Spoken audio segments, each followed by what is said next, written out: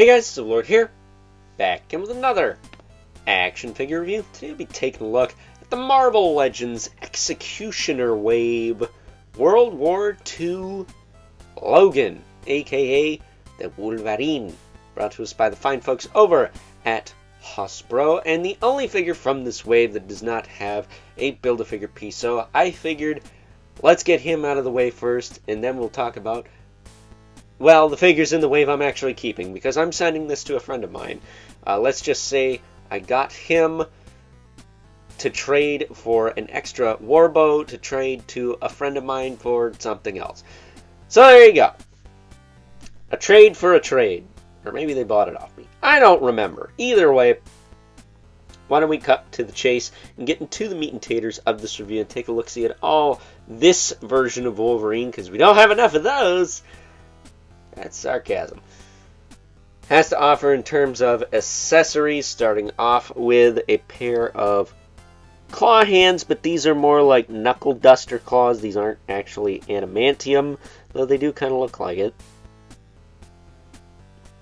So there you go. He's got some claw hands. Also have one fist. Just one. Even though it's probably reused from another figure, we get one fist. That is stupid. Either give us both or don't give us one at all. Give us a gun instead. Got an unhelmeted head, which hair is kind of boy bandish, not gonna lie, but it's not terrible. Seen worse.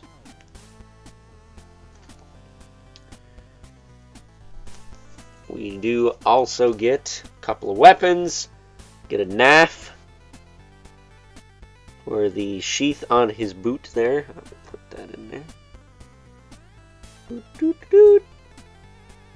And not for nothing, good luck moving this boot around, like, at all.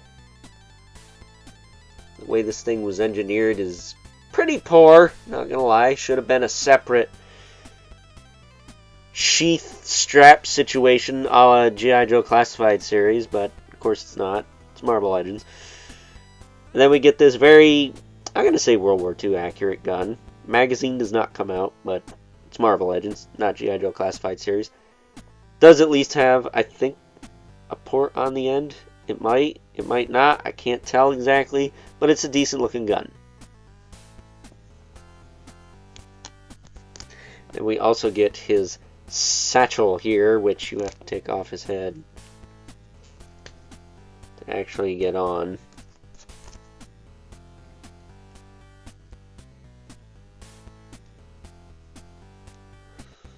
So he can go to the 1940s shopping mall to accessorize.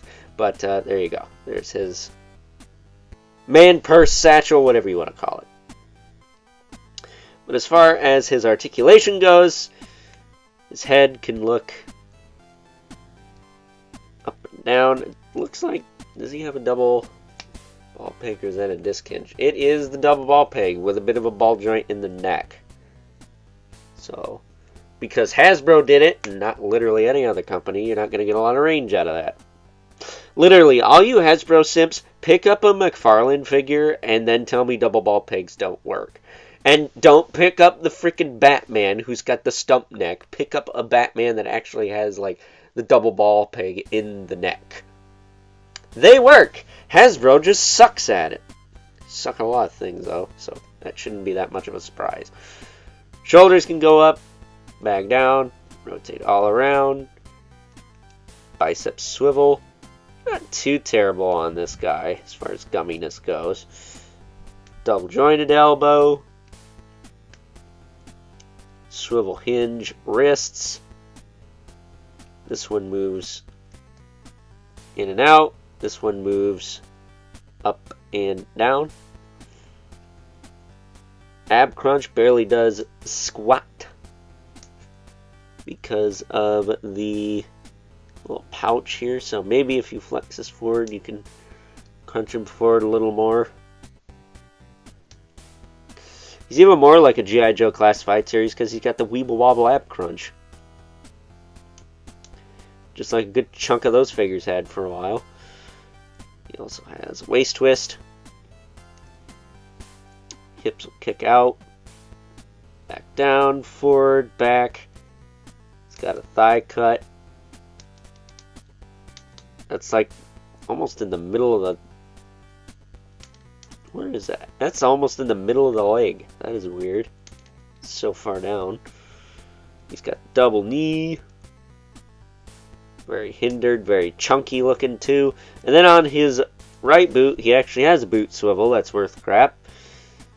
And then he's got a hinge in the foot with a rocker. And peg holes at the bottom of the feet. So yeah, he's fine. If you wanted this figure, well, you got him.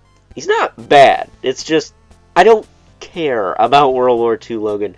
I would rather have the Dakin version of the Weapon of Vengeance than this. And that's not what we got. So, you know, I guess. So that being said, it's time now that we move right along and take a look at some size comparisons. First up, here's our World War II Logan, alongside a couple other figures from this Executioner wave. We have the Phantom Rider and the oh-so-disappointing Werewolf by Night. I think the scaling is fine, but as far as what I like goes, Phantom Rider is obviously going to be the top dog. Stay tuned for that review. If you just want to see me gush over a figure instead of be a cynical D-bag about it. Getting these two out of the way. So we can bring in our two regulars. And the Mythic Legion's Brother Manibelith. Right here. And the infamous 11 Spawn, who as usual towers over everyone. So with that being said, it's time that we wrap things up with some final thoughts. Overall, and if World War II Logan was on your bingo card, I'm happy for you.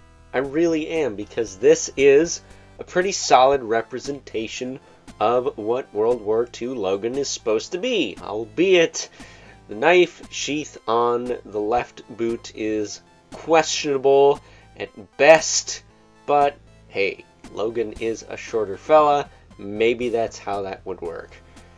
That said, I am indifferent towards this figure. I'm happy to have messed with it, but it's not something that I'll be adding to my personal collection anytime soon. So, with that being said, hope you guys enjoyed this review. Until next time, catch you guys later.